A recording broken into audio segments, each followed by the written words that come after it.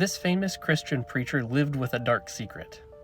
His name was Dietrich Boenhoffer, and he's probably most notable today for his very profound quotes like this one: "Silence in the face of evil is itself evil. God will not hold us guiltless. Not to speak is to speak. Not to act is to act," which seems relevant for just about any time period.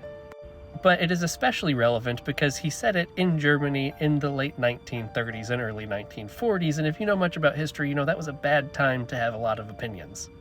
And it is because he was in this particular time and place that his super dark secret was trying to get rid of this dweeb.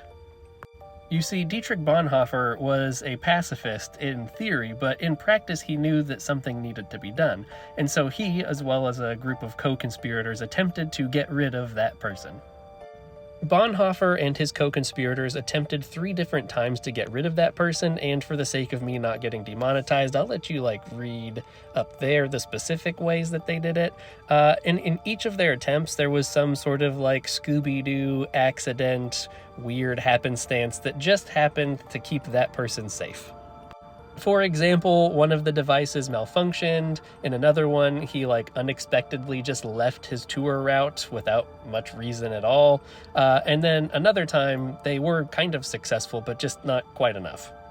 Sadly, Dietrich Bonhoeffer, like basically anybody who opposed that person and his policies, ended up being executed in 1945, weeks before the war would end.